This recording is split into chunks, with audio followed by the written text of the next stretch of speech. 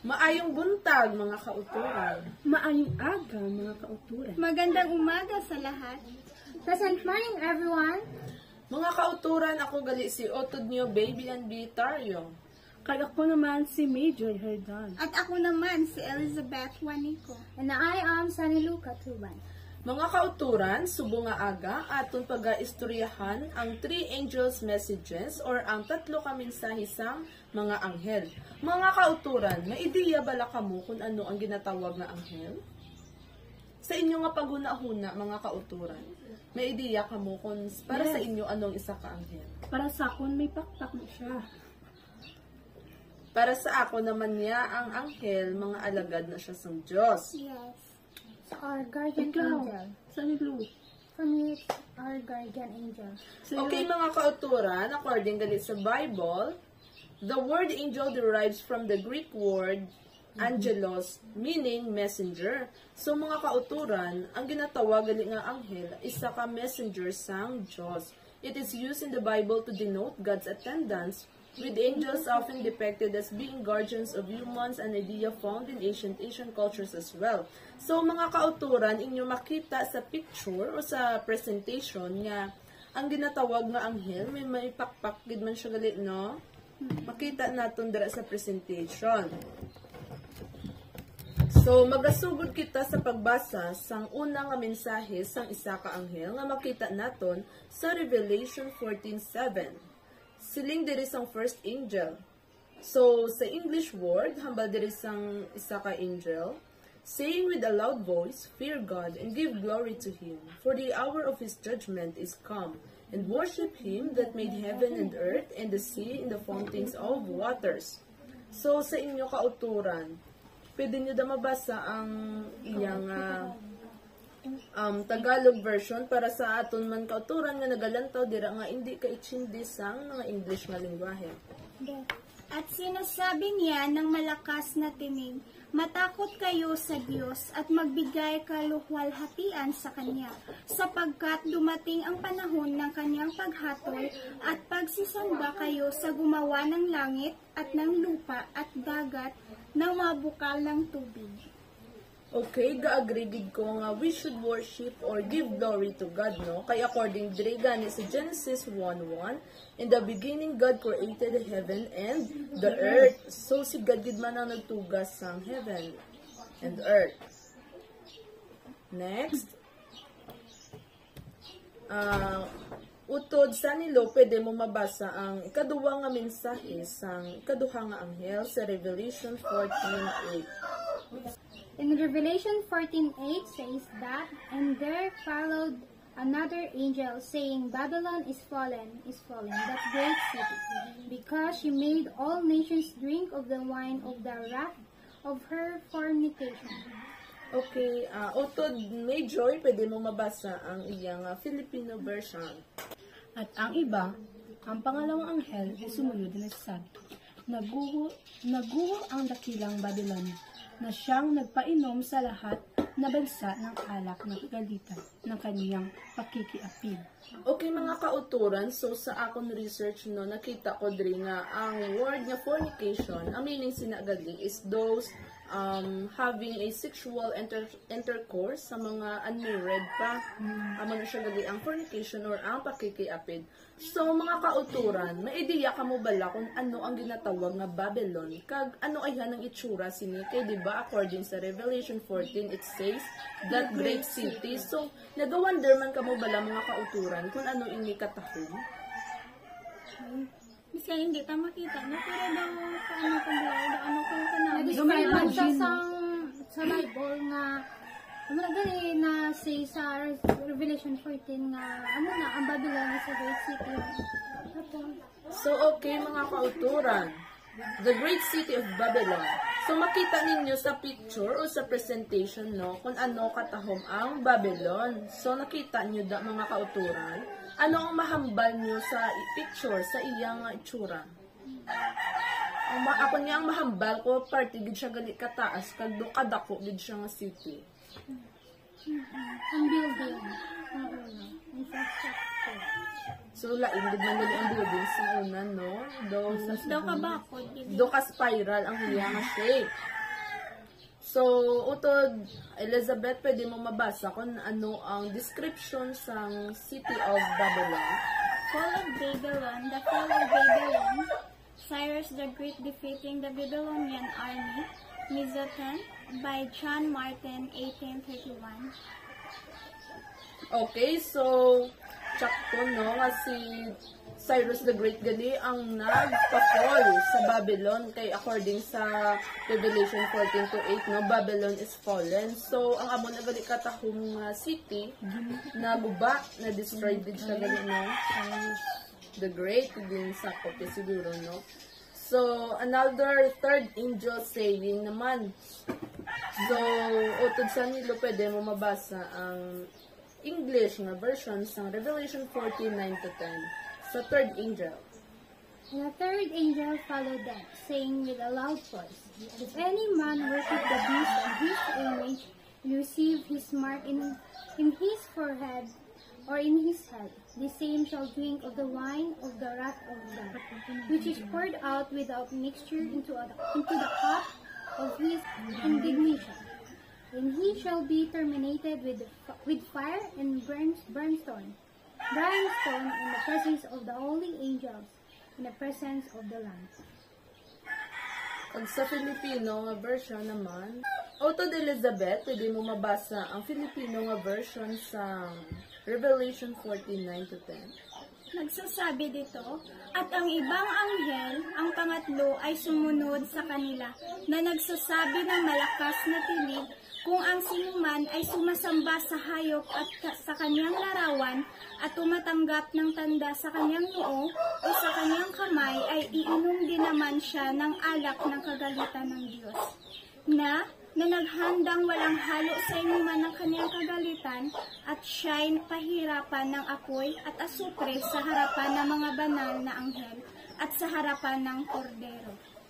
So, mga kauturan, ano ang mahambal niyo di sa Revelation 14:9-10? Dapat hindi kita magsamba sa mga Diyos, sa mga santos, at sa iban pa nga mga tribulto na balak. Kag hindi kita dapat magbaton gali isang mark, no, sang isa katawag na Diyos-Diyosan or beast. So, na-remember niyo to sang last mga kauturan kung ano ang ginatawag na beast, no, sa aton nga late nga sa una nga mga discussion, no, sa aton ni Sir Carado. Like, ano ang beast? Okay, mga kauturan, aton makita diri sa presentation, no, or sa pictures, no, kung ano ang mark gali ka mga beast. So, ang mga tao gali nga nagpa-mark, no, sang mark sang beast, no, ng tatlo lang ni siya gali ka numero. Kag ang numero nga ini ay ang 666. So makita ta diri, no, nga kalain gali sang itsura sang beast nga do leopard siya nga do tiger, do bear, kag damo sing sungay.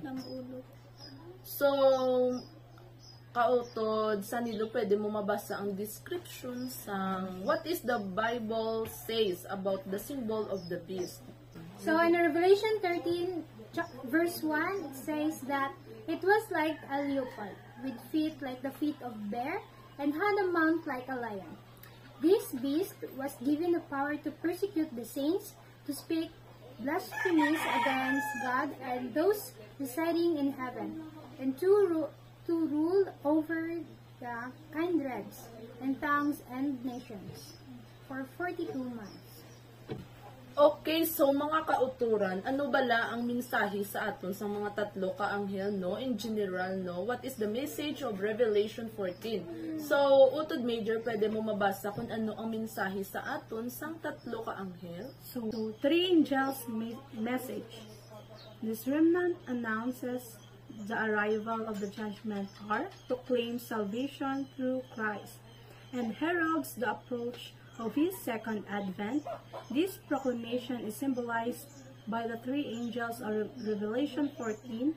It coincides with the work of judgment in heaven and results in a work of repentance and reform on earth.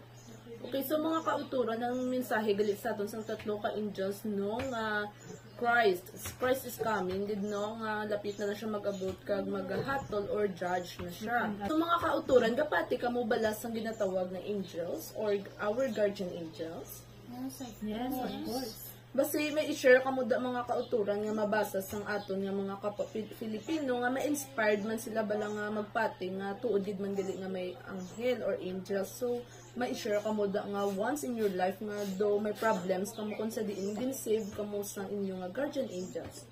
Sino mag-share sa inyo? Si Miss Ano Elizabeth. Di ba may aragin experiences kada isa sa aton? Yes, yes.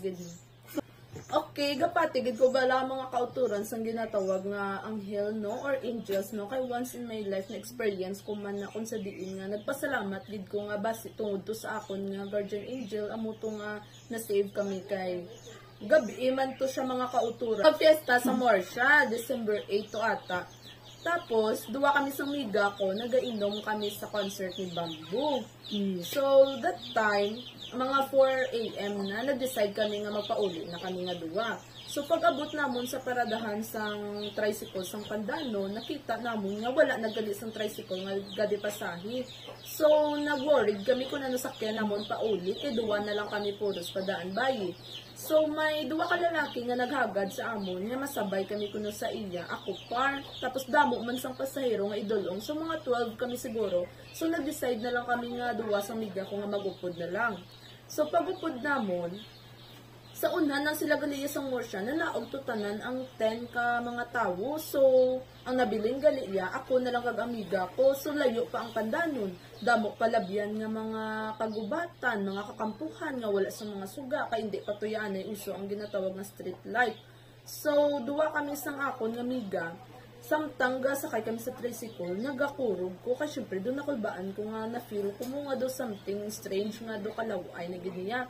Kay kundi into ang mga dulom, kag kundi intong wala pa ni Malay, nagapundo ang tricycle, kag nagapangihi sila sang upod niya nga lalaki. So bali apat kami, ang driver, kag amigo niya nga lalaki, kag duwa kami sang miga ko. So gatink na ko mga kauturan, no, sang mga negatives like nga basi i-rape kami, or basi kung i-hold up kami. So abi niyo mga kauturan, ang ginhimo ko lang, nagpray ko, ginuyatan ko ang kamot sang best friend ko, kag nagpray ko nga kabay pa nga makaabot lang kami nga safe, no?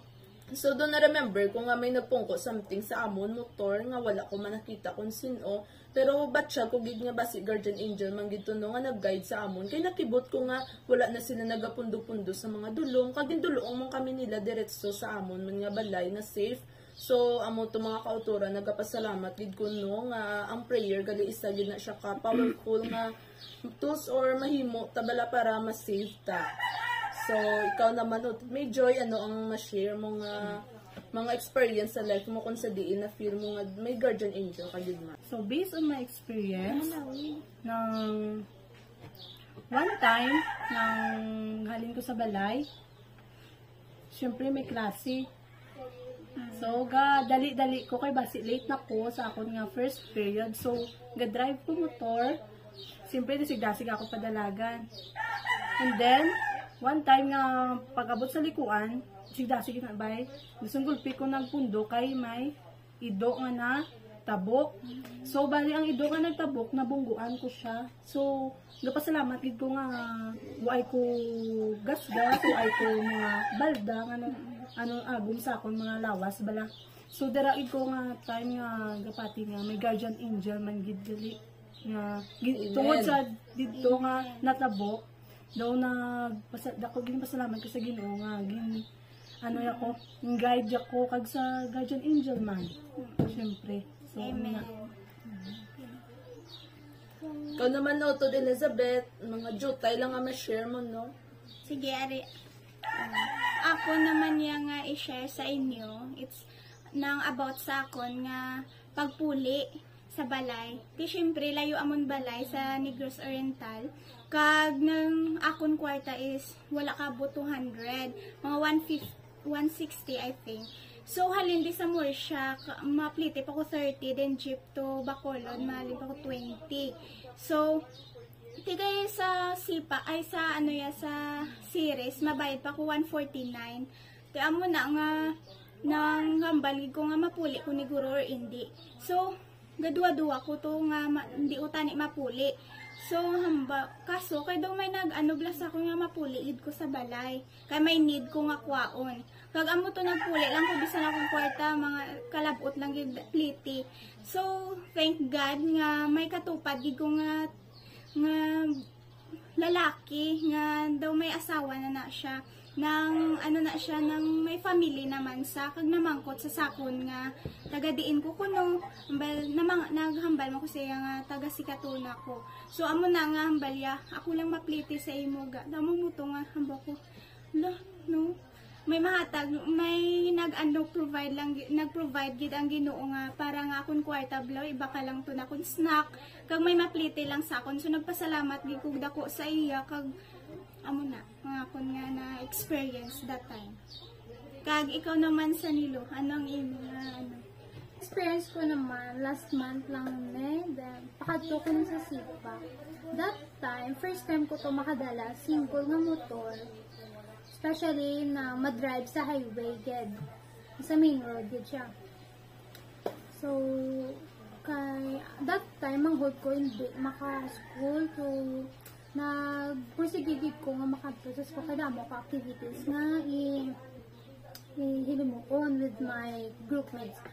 That time, gabi pangamuyo ko ba siyempre first time ko to makadala mo to sa highway na tapos gabi pangamuyo ko tani may magabay sa ko nga guardian angel, hindi ko pa gusto ma-accident mo nito kay may gusto ko may future pa ko kay hindi ko gusto mapatay nga wife ko may patunayan sa akin ni self or sa family ko. So that time while drive ko nang lapit ako sa main road, actually mapaliko na ako. Kaya, syempre, full, naman ko tanan, putos-putos akong tanan, naka-jacket ko nga, damo, ko. So, hindi ko blama yung kabalik daw. Kaya tani, malanto ko sa kilid ko, nga, basi, may gapad, sakon, gapadugo. Kaktuan man, pag kakilid ko, nang minagano sakon nga, nga motor, dutayan na lagi ko na, blaw, na singit sang isa ka single. Mula first ko nga struggles ay na experience sa pag-drive ko sa motor. So ako to ang struggle ko sa pagpakadto ko natin sa sipak, natayan ako nga madalahig sang motor, nga tayo ako tayo mag-aksidente nga. Pero salamat ko to that time kay biskan amo to natabo sa ko gabi mo to sa ko. I know nga may guardian angel nga guys ako that time ka biskan gabi to ang ako na experience kay first timer ko to pero gintatag ko gid ka gayno nga halagi ng guardian sa ako nga mag and that's all. Okay, so maka-inspire gid man gali ang mga story tano sa aton kabuhi no mga life experience tano kun sa diin nga isa sa aton may guardian angel gid man nga naga-guide sa aton no. So sa mga kauturan that namon hope nga ma-feel nyo man ang inyong mga guardian angel once gani kung din ka mo magkadto nga kunara ka mo sa disgrasya o ital-ital pag ma-overcome yung mga problems nyo. So tudid man gali nga may guardian angels kita. So madamo gid nga salamat sa inyo pagpamati sa amon nga podcast subong mga kauturan kag sa liwat naman. Bye-bye. Bye-bye. Okay.